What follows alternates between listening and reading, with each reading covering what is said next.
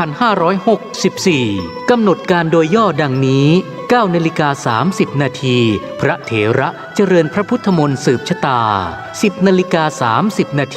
ประกอบพิธีทักษิณานุปทานครบรอบ34 ปีมรณกาลหลวงปู่ 11:00 น.ถวายเครื่องไทยทานภัตตาหารเพลแด่พระสงฆ์ 12:30 น.มอบทุนการศึกษาให้นักเรียนจำนวน100 ทุน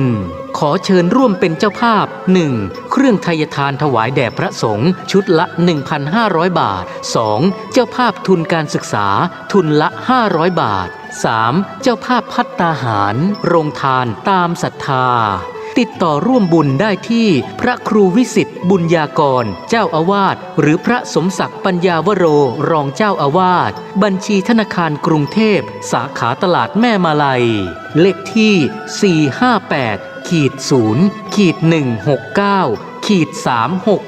458-0-169-367 ชื่อบัญชีพระอธิการอินคำจิตตปุญโญ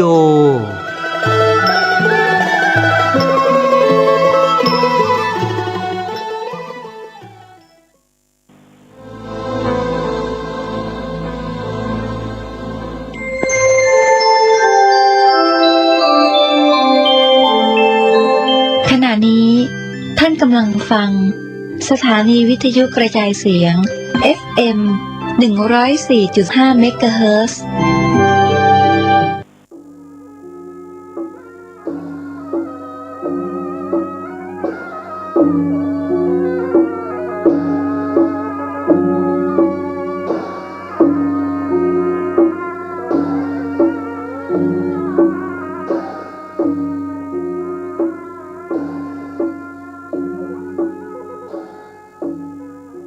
ต่อไปนี้ก็เจิญตั้นศรัทธาสาธุชนทั้งหลายได้ไหว้พระก่อนที่จะเข้ารายการต่อไปอะระหังสัมมาสัมพุทโธภควาพุทธังภควันตังอภิวาเทมิสวากขาโตภควตาธัมโมธัมมังนัมมัสสามิสุปฏิปันโนภควโตสาวกสังโฆสังฆังนะมามินะโมตัสสะภะคะวะโตอะระหะโตสัมมาสัมพุทธัสสะนะโมตัสสะภะคะวะโตอะระหะโตสัมมาสัมพุทธัสสะนะโมตัสสะภะคะวะโตอะระหะโตสัมมาสัมพุทธัสสะพุทธังสรณังกัจฉามิธัมมังสรณังกัจฉามิสังฆังสรณังกัจฉามิตุติยัมปิพุทธังสรณังกัจฉามิตุติยัมปิธัมมังสรณังกัจฉามิตุติยัมปิสังฆังสรณังกัจฉามิตติยัมปิพุทธังสรณังกัจฉามิตติยัมปิธัมมังสรณังกัจฉามิตติยัมปิสังฆังสรณังกัจฉามิอิติปิโส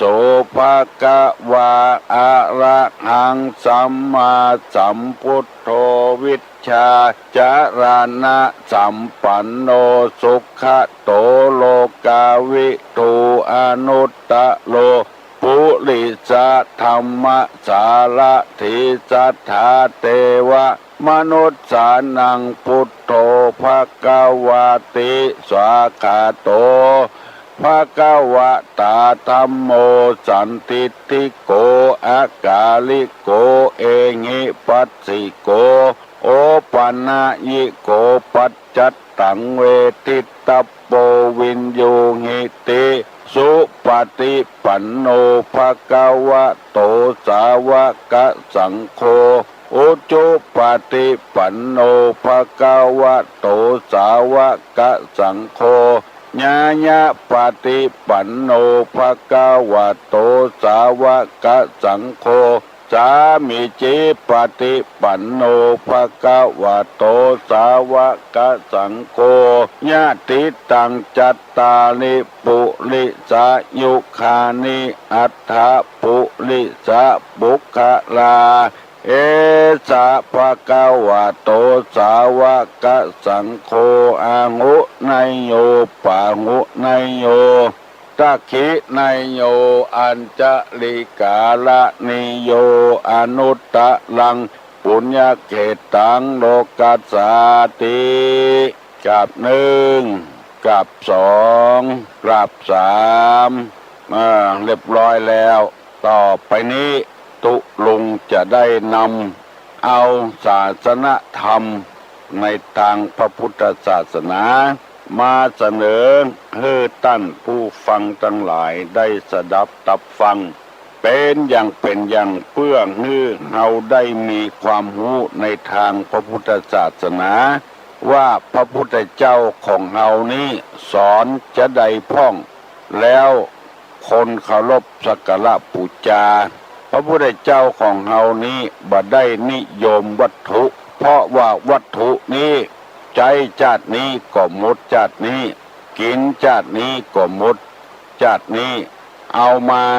แป่งยุคแป่งยาชาตินี้ก็หมดชาตินี้และเป็นการทำลายธรรมชาติเหมือนกับมอดที่กัดไม้เอาแป่งที่อยู่ของตัวกัดไปก็พดลายปุ้นลายเพเป็นการฆ่าตัวเก่าทำลายตัวเก่าคนที่ใจธรรมชาติทุกวันนี้เป็นการทำลายตัวเก่าดังที่เฮาหันตัดไม้เอามาแปลงบ้านแต่งจองก็ทำลายธรรมชาติทำให้ฝนตกน้อยไปน้ำน้อยไปน้ำแม่ปิงตะกอนนี่กว้างบัดเดียวนี้แคบลงก็เพราะนักวิทยาศาสตร์วิจัยว่าคนตัดต้นไม้หนักลงไปพักไม้ใช้เครือปลูกได้กินได้อันนี้ก็ยังแขวนน้อยแต่อย่างอื่นแร่ธาตุต่างๆเป็นเล็กเป็นราเป็นอย่างนี้ใจไปก็หมดเปลืองไปเมินเข้ามันก็จะเสี่ยงจะเสียไปแล้วคนเอาก็ไปทำลายธรรมชาติแต่พระพุทธเจ้านี่สอนให้คนเอานี่เศรษฐกิจเพียงพอคือพออยู่พอกินพอใจพอสอยบ่ฮื้อโลภอำนักลำไปคนหนึ่งมีที่บ้านที่จองที่ให้ที่นาสาโทอย่างเป็นร้อยให้ปันให้อันใดก็เป็นสมบัติของตัวพุทธประเสียงคนที่บ่มีจะกินก็บ่มีจะกินอยู่นั่นแล้วแต่ในธรรมของพุทธศาสนานี่สอนให้เสมอเหมือนกันหมดบอกว่าคนนั้นจะเป็นคนจนคนร่ำคนรวยบอกว่าคนนั้นจะเป็นคนดีคนให้สอนให้เสมอเหมือนกันหมดเมื่อคนเอามีความเสมอกันหมดมันก็อยู่ม่วนคำว่าเสมอนี่บัดใจว่าฮือลวกเหมือนกันกูคนเง่าเหมือนกันกูคนก็บัดใจอันนั้นเป็นธรรมชาติของนี่เอาทำไปประพฤติปฏิบัติเหมือนกันหมดอย่างที่ตู้ลุงนำมาเสนอตึงวันว่าคนใดถ้ามีสติรอบคอบอันเนี้ยจะเป็นมีบุญคุณกับคนอย่างเงี้ยอย่างลงไปรอบคอบเพียก่อนระลึกได้คือมีความรอบคอบระลึกอยู่ตลอดเวลานี่มันจะดีการให้การคนที่บ่มีสตินี่มันมีความระลึกได้นี่ย่อมทำมันอย่างผิดพลาดลงไปสองรู้สึกตัวว่าตัวกำลังทำมันอย่างอยู่ผิดกะถูกกะเรียกว่าสัมปชัญญะและทำอย่างหนึ่งแต่เนี้ยอย่างลงไปมีความละอาแก่ใจเปิ้นยังแบบเนี้ยหมายความว่าเสิ่งที่ทำนี่ที่ว่านี่คือความบดีบ่มีความอายบ่มีความเก่งตัวอายต่อบาปอายต่ออกุศลอายละอาต่อสิ่งที่บดีประดักกลัวต่อบาปตัวกลัวกฎหมายบ้านกฎหมายเมืองถ้าทำอย่างอี้คิดอย่างอี้ มันมีความกลัวมีความอายอย่างนี้มันบักกล้าทำบาปแล้วทำแต่ความดีกลัวความชั่วจะเข้ามาปะปานตัวเก่ากว่าที่จะเกิดมาเป็นคนแถมจะพาธนามากี่เจนกี่ชาติต่างคนต่างดีแล้วมันก็เหมือนรถที่ดี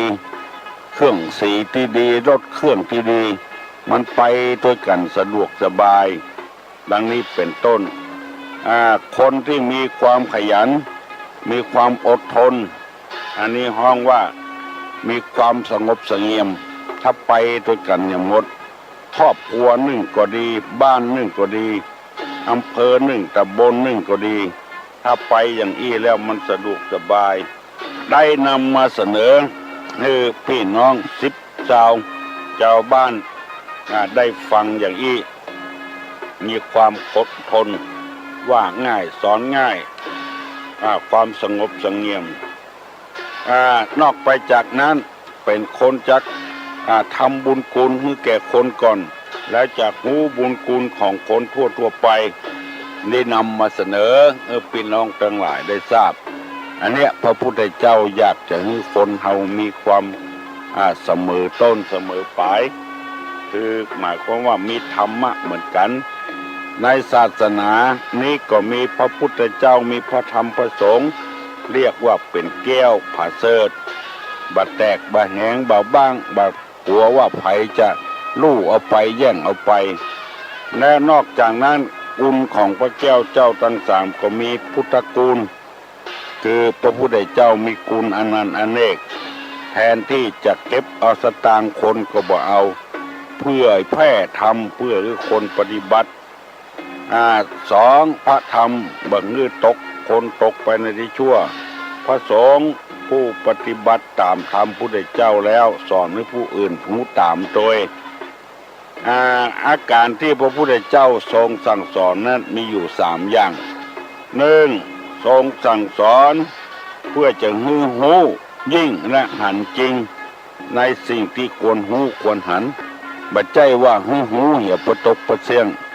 อันใดที่ควรฮู้ก็ฮู้อันใดที่บ่ควรฮู้ก็บ่ฮู้แล้วแถมอย่างหนึ่งทรงสั่งสอนมีเหตุที่ผู้ฟังอาจปฏิบัติทำตามมือเจนเห็นจริงได้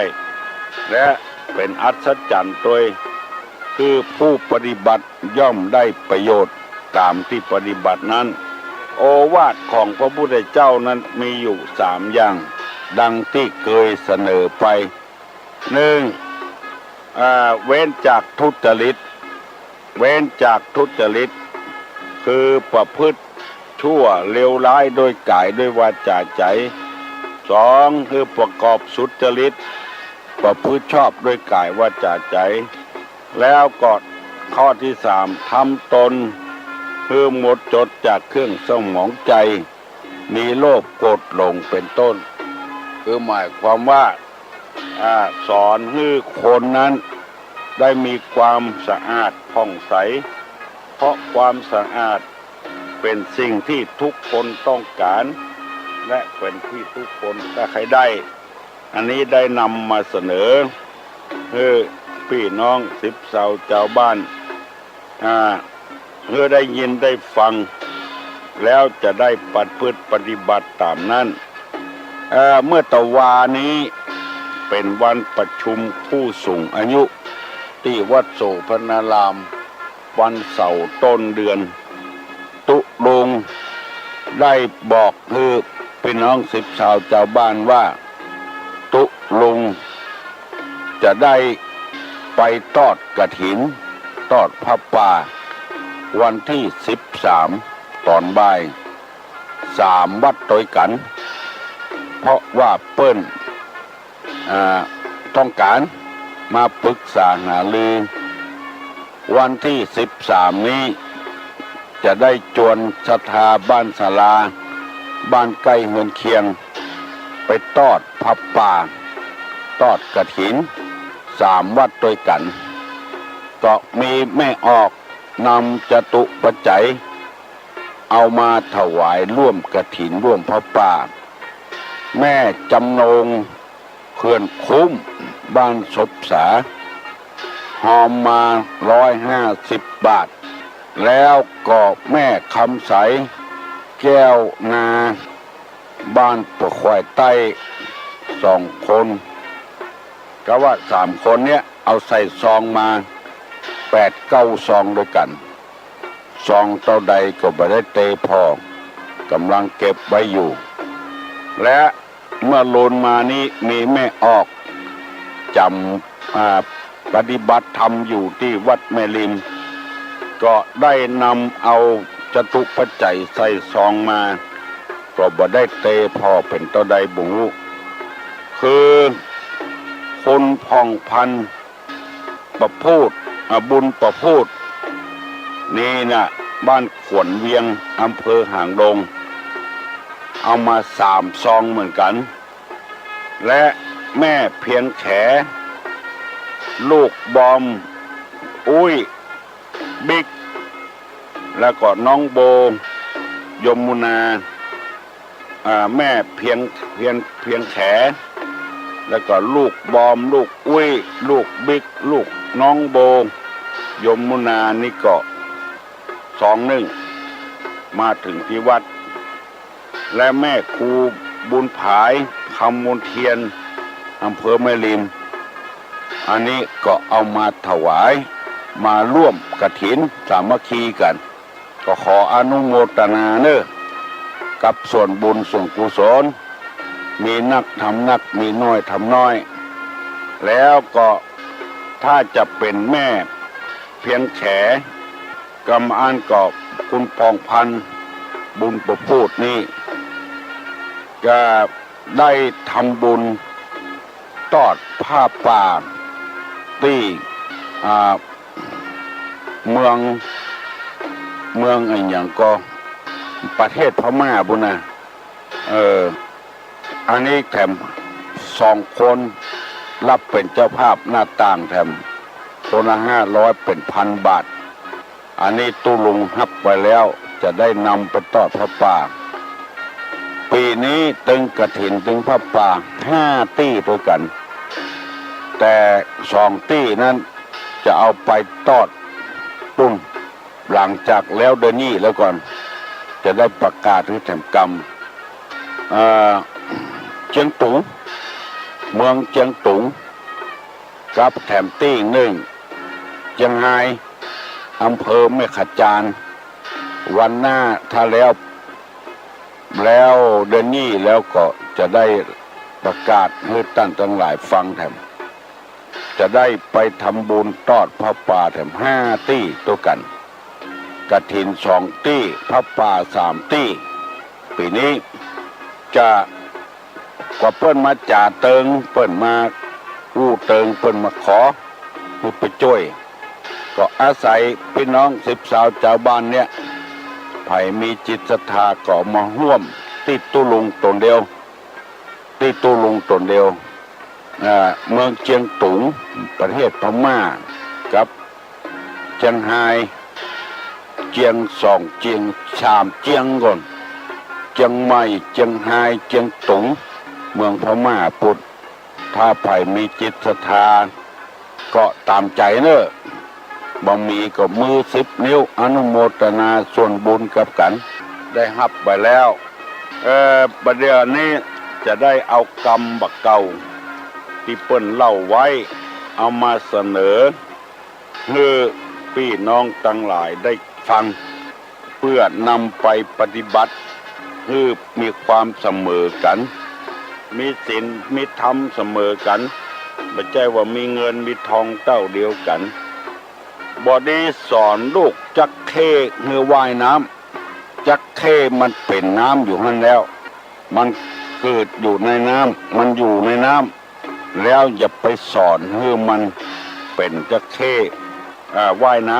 ำอันนี้หมายความว่าอันใดที่มันบดีบดักอย่าไปแนะนำให้ลูกให้เต้าให้ละเอกละอ่อนได้เนี่ยได้ทำถ้าแนะนำไปแล้วมันจะไปไกลมันบักใกล้พ่อใกล้แม่ของมัน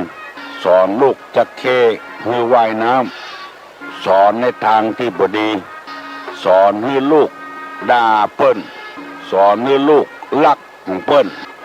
สอนให้ลูกทำลายไล่บุบไล่ตีแก้แค้นเปิ้นหมู่นี้เปิ้นฮ้องกันว่าสอนลูกจะเข้ให้ว่ายน้ำหมดสอนลูกให้กินเหล้าเมายาสอนลูกให้เอี่ยวบาเอี่ยวคับไปตางที่บดีบดักหมู่นี้หมายความว่าสอนลูกจะเข้ให้ว่ายน้ำหมดเพราะจะใดเพราะคนโบราณเปิ้นว่าการทำอย่างนี้มันสร้างความเดือดร้อนให้ตัวเองถ้าบ่มีที่ลักเอาไปมาก็ลักของพ่อของแม่มีหลายคนเข้าใจผิดสอนลูกที่บ่ถูกทางแล้วสอนลูกศิษย์ลูกหาที่บ่ถูกทางตกลงจะนำมาเสนอให้พี่มอน้องท่านผู้ฟังทั้งหลายได้ฟังอย่างบัดเดียวเนี้ยครูบาอาจารย์ไปเฮียนเมืองนอกเมืองนาแล้วเอาปิกมาสอนละอ่อนในบ้านในจองของเฮาตะกอนนี้บ่มีสักเตื้อบัดเดียวนี่มันเกิดขึ้นมาเหมือนดอกเห็ดสอนเรื่องเพศสัมพันธ์คำว่าเพศสัมพันธ์นี่ก็คงเป็นที่รู้กันทั่วๆไปแล้วสอนให้ละอ่อนได้รู้เรื่องเพศสัมพันธ์ตามธรรมชาติมันมีอยู่หั่นแล้วไม่ยิงกับปัจจัยสัตว์ตัวผู้สัตว์ตัวเมียมันมีอยู่หั่นแล้วดอกไม้ยังมีเกสรตัวผู้ตัวเมียมันผสมพันธุ์กันแต่ว่าครูบาอาจารย์บัดเดียวเนี่ยเอากรรมหมู่เนี้ยมาสอนละอ่อนเมื่อละอ่อนได้ยินได้ฟังแล้วมันเกิดความให้ทดลองให้รู้เรื่องรู้ราวต่างๆก็เลยทำสิ่งที่บดีบ่งามลูกของสัตว์ของวัวของควายก็เลี้ยงลูกมันจนตัวแปรเนื้อแปรตัวแล้วเช่นจะปล่อยแต่ว่าประเดี๋ยวนี้คนเอาแต่หน้าคนตาคนลูกคนพ่อก็คนแม่ก็คนแต่มีจิตใจต่ำมีเพศสัมพันธ์กันในเวลาที่ยังบ่ถึงเวลาเตื้อมีข่มขืนกันมีอันใดกันยังบัดได้อยู่กับกันก็มานลูกในท้องแล้วเกิดลูกออกมาแล้วเพราะว่าสอนลูกจะเข้ให้ว่ายน้ำบ่มีผู้รักผู้ใหญ่ในบ้านเฮาเมืองเฮาไปห้ามไปปรามเขาเหล่านี้เลยปล่อยให้เป็นสิทธิเป็นเสรีภาพโดยบ่ฮู้ขี้ไม่ดังอย่างที่เฮาได้ยินข่าวเกี่ยวกาวเมื่อปีแล้วคนที่ไหนที่เบาหูมาไหว้พระธาตุตั้งแต่ดอยตุงมาล่องมาจนถึงพระธาตุลับปูนพระธาตุเจ้าดอยสุเทพเฮาก็หันเมื่อเปิ้นเขียนมาน้อยๆละผู้หญิงห้ามเข้าคนที่ไหนที่เบาบ่ฮู้มาไปหันเปิ้นเขียนบ่ฮื้อเข้าก็เลยโวยวายจะเข้าอยู่ติ๊กมันจะเข้าไปเนี่ยอย่างหั่นเปิ้นห้ามเข้าบ่ห้ามก็แล้วกันอันเนี้ยเพราะว่าไปสอนลูกจะเทคือว่ายน้ำดังที่กรรมบักเก่าเปิ้นว่าอันใดดีสอนอันใดบ่ดีสอนเพื่อพิจารณาเหียก่อนไปเรียนปริญญามาไผก็รับรองว่าปริญญาเนี่ยเป็นผู้ที่ฉลาดเป็นบัณฑิตเป็นนักปราชญ์แล้วเป็นบัณฑิตก็ความรู้แต่จิตใจบ่เป็นบัณฑิตบ่เป็นนักปราชญ์อันใดดีสอนลูกก็สอนพี่ไปน้องมาเงื่อไหวเงื่อสาเงื่อเคารพนับถืออ่อนน้อมอันนี้ก็ควรจะดีสอนละอ่อนคือผมกาเงื่อขับกาเงื่อเจ้ากาหมู่นี้ก็ควรดีสอนละอ่อนอันที่บดีสอนนี่จะไปสอนตังเสาะว่าหากินกาสอนให้เข้าวัดเข้าวากาหมู่เนี้ยควรดีสอนตรงเนี้ยพ่อแม่บ่สอนครูบาอาจารย์บ่สอนไปสอนที่บดีประดักเลยเกิดมารหัวโขนขึ้นตึงวันนี้กำเดียวก็พดนั่นกำเดียวก็พดนี่เกิดลูกแล้วบ่ยอมเลี้ยงอายฮือเปิ้นขายหน้าขายตาตัวเก่า บ่ยอมรับผิดบ่ยอมรับชอบบ้านเมืองเลยป่นปี้ปินังรัฐบาลต้องเสียงบประมาณบ่ได้เอาละอ่อนที่บ่มีพ่อบ่มีแม่มาเลี้ยงบ้านนครพิงค์นี่ไปพออย่างใดก็มีประตกประเสี่ยงเอาลูกเปิ้นลูกที่พ่อแม่ละทิ้งกันไว้บ่ถึงเวลาเตื้อเพราะคนหู้ในบ้านในเมืองของเราเนี่ยหู้แล้วบ่ลวก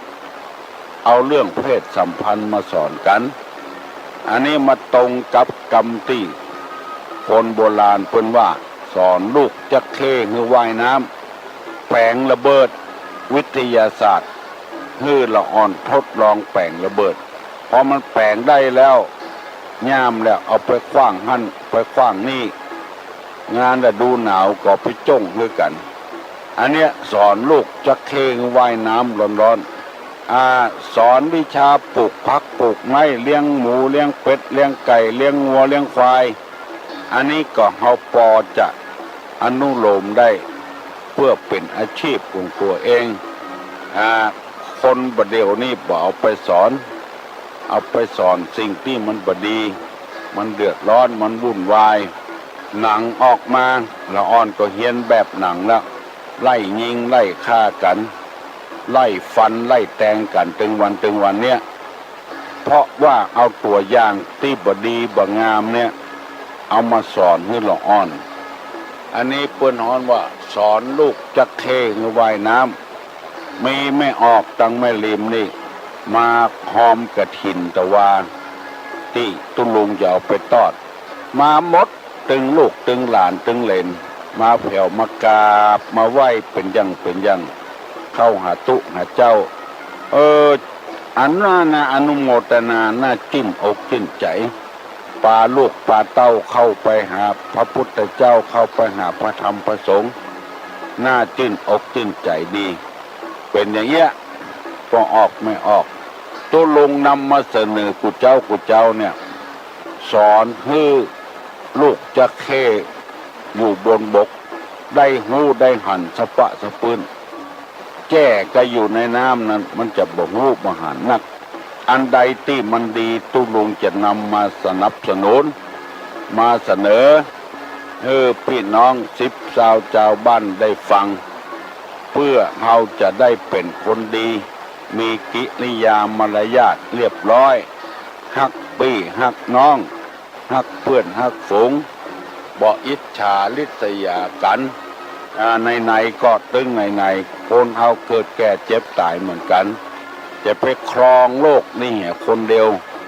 มันเป็นไปบ่ได้วันนี้ได้นำเอากรรมนี้มาเสนอพี่น้องทั้งหลายได้ฟังบอดีสอนลูกจักเข้คือว่ายน้ำคือได้จดได้จำนะมันม่วนมันถูกต้องตัวคนโบราณสั่งสอนลงอกลงใจได้ไหวพระเจ้าพระธรรมถ้าพี่น้องลูกหลานเหลน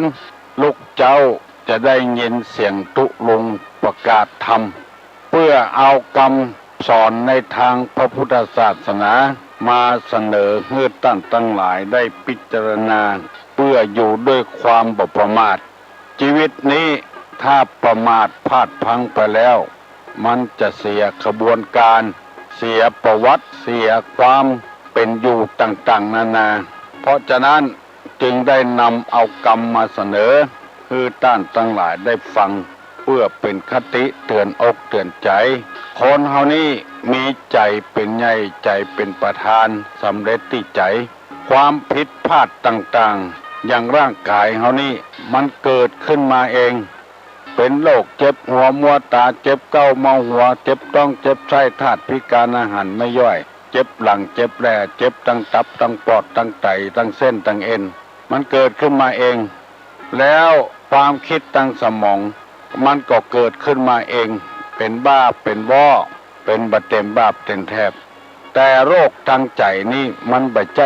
เป็นมาเองมันตั้งใจจะทำเมื่อตั้งใจจะทำแล้วจึงเป็นให้คนเฮานี่พลาดหวังและก็ถูกติถูกเตียนถูกนินทิตาเพราะฉะนั้นการทำอย่างต่างๆใจเป็นผู้บงการใจเป็นผู้ริเริ่ม แล้วปากออกไปอู้ออกไปคิดออกไปใจนี่จึงสำคัญมากเพื่อความประมาทในชีวิตท่านบอกว่าคือมีธรรมสองอย่างสติคุมตัวให้ตลอดเวลาบ่ฮือพลาดพลั้งเผลอตัววุ่นวายสัมปชัญญะคือความรู้สึกตัวตลอดเวลาถ้ามีสองอย่างนี้ควบคุมจิตใจไว้ทำไอ้หยังก็บ่ผิดบ่พลาดอู้ไอ้หยังก็บ่พลาดบ่เผลอถ้าขาดสติกับสัมปชัญญะความระลึกได้กับความรู้สึกตัวนี้ทำอย่างก็ผิดพลาดคิดอย่างก็บ่ถูกสองธรรมที่คุ้มครองโลกอยู่ถึงวันนี้มีสองอย่างคือหมายความว่าถ้ามีธรรมสองอย่างเนี้ยจะได้คุ้มครองโลกนี้ไว้ได้แถมอย่างนี้เป็นห้องว่าธรรมของเทวดาคือหิริความละอาแก่ใจโอตตัปปะความเก่งกลัวถึงวันนี้ที่มันเดือดร้อนเพราะเราบ่มีความละอาแก่ใจให้ทำอย่างก็ทำใครเนี้ยอย่างก็เนี้ยบ่มีความเก่งกลัวต่อกฎหมายบ้านกฎหมายเมืองต่อบาปต่อกรรมต่อสิ่งที่ทำไปมันจะสนองมรุนเอาบ่ได้เกิดถ้าเรามีธรรมสองอย่างนี้แล้วเราจะมีความละอาแก่ใจกลัวมันผิดมันพลาดคนที่จะมีความงามนั้นโบราณบอกว่าคนจะงามที่ใจใช่ใบหน้าคนจะสวยด้วยวาจาใช่ตาหวานคนจะแก่ความรู้ยืนอยู่นานคนจะโรยสินธานใช้บ้านโตเพราะฉะนั้นธรรมที่ทำมือคนงามนั้นมีคือความอดทนกับความสงบเสงี่ยมมีกับคนใดคนนั้นงามกิริยามารยาทเรียบร้อยบุคคลหาได้ยากในโลกนี้คือที่มันจะตอบแทนกันนี้มีอยู่สองอย่างคือพ่อแม่กับลูกบุพการีกับกตัญญูกตเวทิตาในโลกนี้ในโลกแห่งพระพุทธศาสนานี้มีแก้วอยู่สามดวงคือหนึ่งท่านผู้สอนให้ประชุมชนประพฤติชอบด้วยกายด้วยวาจาด้วยใจตามพระธรรมวินัยเรียกว่าพระพุทธศาสนาชื่อพระพุทธเจ้าสองพระธรรมวินัยเป็นคำสอนของท่านชื่อว่าพระธรรมสามคนที่ฟังคำสอนแล้วผู้ปฏิบัติตามพระธรรมวินัยนั้นชื่อว่าพระสงฆ์แล้วคุณของแก้วสามดวงมีอยู่ว่าหนึ่งพระพุทธเจ้ารู้ดีรู้ชอบด้วยพระองค์แรงแล้วสอนให้ผู้อื่นรู้ตามด้วยสองพระธรรมย่อมรักษาผู้ปฏิบัติไม่ให้ตกไปในที่ชั่วสามพระสงฆ์ผู้ปฏิบัติตามคำสอนพระพุทธเจ้าแล้วสอนผู้อื่นให้รู้ตามด้วยอันนี้คุณของพระพุทธเจ้าคุณของพระธรรมคุณพระสงฆ์คุณของแก้วสามดวงที่เฮาไหว้พระพุทธเจ้าไหว้พระธรรมไหว้พระสงฆ์เฮาจะต้องรู้ว่าสิ่งเหล่านี้มีคุณอย่างใดเฮาถึงไหว้แล้วได้ประโยชน์อย่างพ่องบางทีเฮาบ่รู้เรื่องหูเราไหว้ตัวเปิ้นตู้ลุงพอคนเอาธูปเอาเทียนไปกราบไปไหว้เป็นว่าไปไหว้ควายน้อยเกิดมาแล้วก็ตายหน้าตาอันยังก็เป็นควายหมดอะแต่ว่ามันตัวน้อยหน้าตาพิษแผกไปกับควายน้อยปากันจุดธูปจุดเทียนไหว้ควายอันเนี้ยบ่รู้เรื่องรู้ราวอันยังก็ปากันไปไหว้บัดทีพ่อบัดทีแม่จะไหว้สักเตื้อนึงก็เป็นอันทุกข์อันยากบัดทีไหว้ควายนี่จุดธูปจุดเทียนอย่างใดบ่เตื้ออันเนี้ยบ่รู้ผลประโยชน์ในหยังก็ไปกันไปไหว้เพื่อขอโชคขอลาภถ้ามันเป็นคนดีมีโชคมีลาภมันก็ต้องเป็นควายที่มีลักษณะที่ดีมันเป็นกรรมเป็นเวรของมันสร้างกรรมของมันไว้แล้วไปไหว้มันแทบเป็นคนที่ทำบ่ถูกต้องพระพุทธเจ้าเนี่ยจะได้เขาถึงไหว้เปิ้นหูคนเดียวเปิ้นแล้วก็หูโดยชอบหูมาก่อนแล้วสอนผู้อื่นให้หูโดยไม่ใช่ว่าเก็บเอาไว้เนี่ยคุณเปิ้นมีคุณกับเฮานักครับอย่างเงี้ยต้องหูคุณของเปิ้นอันใดสอนแล้วปฏิบัติตามแล้วได้ผลดีย่อมรักษาผู้ปฏิบัติบ่ให้ตกไปในที่ชั่วอันนั้นก็คือพระธรรมคำสอน ถ้าสอนแล้วให้เป็นคนชั่วอันนั้นบัจใจทำคำสอนพุทธเจ้าอันนี้เฮาไหว้พระธรรมเพราะว่าเพิ่นสอนให้เฮาเป็นคนดีบ่ให้เป็นคนชั่วแต่พุทธศาสนานี้บ่ได้สอนให้คนเป็นคนรวยมั่งมีสีสุขสอนให้เป็นคนดีถ้าคนดีอยู่ที่ไหนมีที่ไหนแล้วมันม่วนใจบ่ตุกอกบ่ตุกใจเหมือนกับเสื้อดีเต่วดีรถดีมันบ่ขัดข้องมันบ่มีอุปสรรคเขี้ยวก็ดีลิ้นก็ดีตาก็ดีหูก็ดีตีนก็ดีมือก็ดีมันใจง่ายถ้าเขี้ยวปวดเขี้ยวเว้าเขี้ยวหักมันใจยากเพิ่นอู้หยังบ่ได้ยินที่ใจยากหูบ่ดีอันใดเป็นดีๆนะเฮาต้องการได้พ่อดีได้แม่ดีได้ลูกดีได้แก่บ้านดีได้ลูกบ้านดีว่านอนสอนง่ายได้ตุเจ้าอยู่วัดดีได้ศรัทธาดีบ่คุยตุเจ้าอันนี้เรียกว่าดีๆทั้งนั้นบ่ฮือไปที่ชั่วพระสงฆ์ผู้ปฏิบัติตามคำสอนพุทธเจ้าแล้วบ่ใจอยู่บ่ได้สอนให้คนอื่นฟังแถมอันนี้เปิ้นฮ้องว่าเป็นมีบุญคุณกับเฮาอย่างตู้ลุงออกอากาศก็คือปฏิบัติถูกต้องแล้วมันถูกแล้วเอามาเผยแพร่ให้แก่พี่น้องทั้งหลายฟังแถมเพื่อจะได้ปฏิบัติเป็นคนดีต่อกันอันนี้เป็นกุลของพระพุทธเจ้าพระธรรมพระสงฆ์แล้วพระพุทธเจ้าสอนอย่างใดอาการที่พระพุทธเจ้าสอนนั้นมีอยู่3อย่างพระพุทธเจ้าสอนจะใดเฮาจึงเคารพนับถือในคำสอนของพระพุทธเจ้า1เปิ้นว่าสั่งสอนเพื่อจะให้ผู้ฟังหันจริงในธรรมที่ควรรู้ควรเห็นอันนี้อาการที่พระพุทธเจ้าสอนไว้เพื่อจะให้ผู้ฟังรู้เรื่องรู้จริงหันจริงในอาการที่ควรรู้ควรหันอันใดที่บอกควรรู้ก็บ่ต้องไปรู้มันรู้แล้วมันปั่นป่วนจิตใจมันทำให้ใจบ่ม่วนใจเครียดใจโคตรสารพัดอย่างสอนให้ผู้ฟังรู้จริงในธรรมที่ควรรู้ควรเห็นอันนี้เป็นอาการที่พระพุทธเจ้าสอนไม่ใช่สอนไปเลยให้รู้จริงหันจริงตามที่ธรรมที่ควรรู้ควรหันสอนให้รู้เพื่อเป็นคนรักคนฉลาด2ทรงสั่งสอนมีเหตุที่ผู้ฟังมองหันตามเป็นจริงได้มีเหตุบ่ใจว่านับได้นับสอนอ้างฟ้าอ้างดินไปเลยมีเหตุมีผลที่คนฟังแล้วตึกตองพิจารณาเป็นตามความเป็นจริงอย่างที่พระพุทธเจ้าสอนว่าทำดีย่อมได้ดีทำชั่วย่อมได้ชั่ว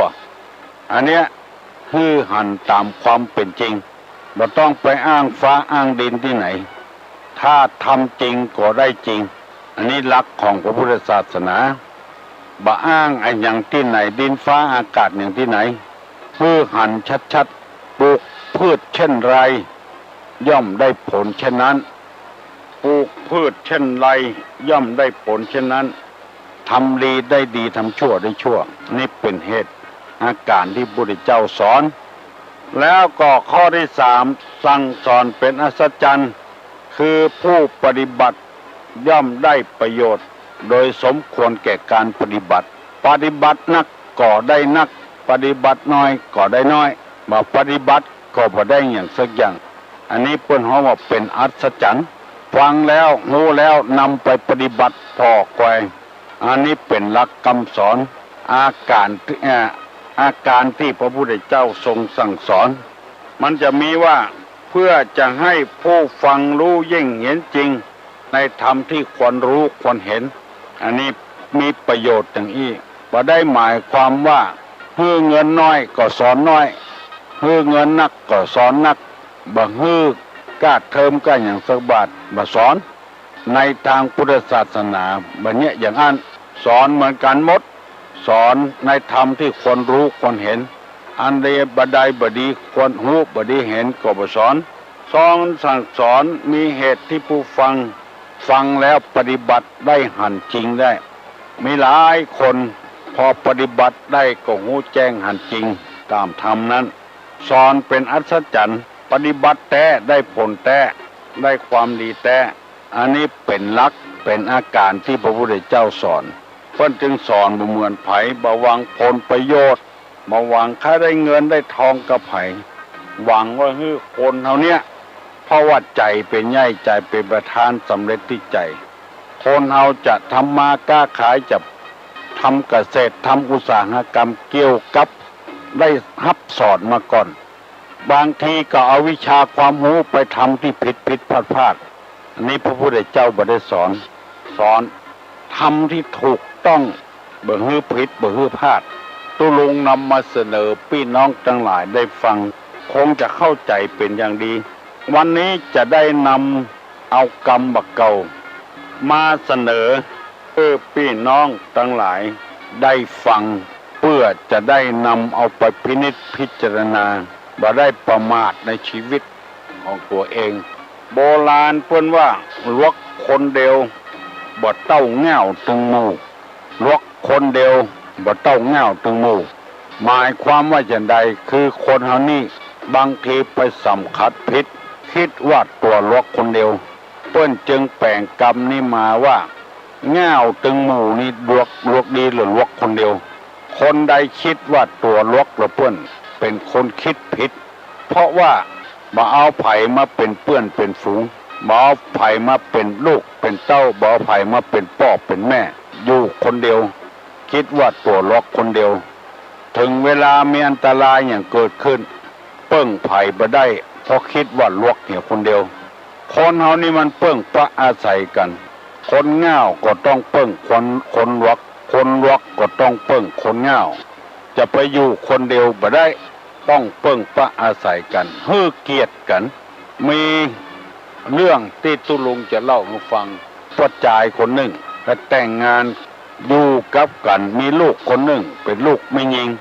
อาชีพของพ่อชายคนนี้ก็คือเนี่ยให้เนี่ยนาทำไร่ใส่สวนปกตินี้ไปไถนาเมื่อเจ้าควายมาน้อยเมียก็จะนึ่งข้าวทำอาหารแล้วเอาเข้าไปส่งให้ใจลูกสาวเอาเข้าไปส่งให้พ่อที่ต้งเนี่ยอย่างเงี้ยถึงหน้านาก็เนี่ยอย่างอีตึงวันแถมวันหนึ่งอีน้อยคนนี้ไปเจ้าไปหน่อยไปส่งเข้าพ่อมันกินพ่อยังแบบปลดควายเด้อก็ไปนั่งอยู่เกาไม้แล้วงีบหลับไป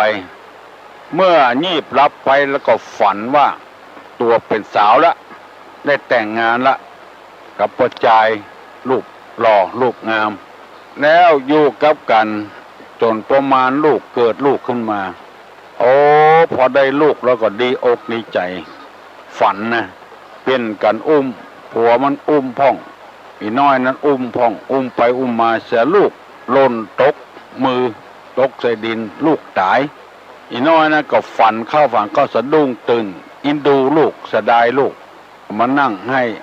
เมาโศกเมาเศร้าหาลูกที่ในฝันบอกไปส่งเข้าพ่อมันสกรรมลืมพ่อมันเนี่ยปิกเมื่อบ้านแม่มันหันลูกมันให้มาถามลูกมันว่าเนี่ยยังให้มาลูกมันก็บอกว่าตามคำฝันนะแม่มันก็ใครอุ้มหลานมาได้หันหลานเลยด่าลูกมันมึงอย่างมาง่าวหน้าที่แม่จะได้อุ้มหลานละให้ซอกันพ่อชายคนนั้นไถนาปลดควายแล้วถ้าลูกสาวมาได้ก็มาสักเตื้อเพราะควายเลยปะไปปิกไปบ้านไปกินข้าวหันสองคนแม่ลูกให้ซอกันเลยถามได้ใจความว่าได้หลานแล้วบ่ได้บ่ได้เลี้ยงสักกรรมตกมือไปอย่างพ่อชายคนนั้นก็โอ้อยู่กับคนเหงาเนี่ยข้าบ่อยู่ละ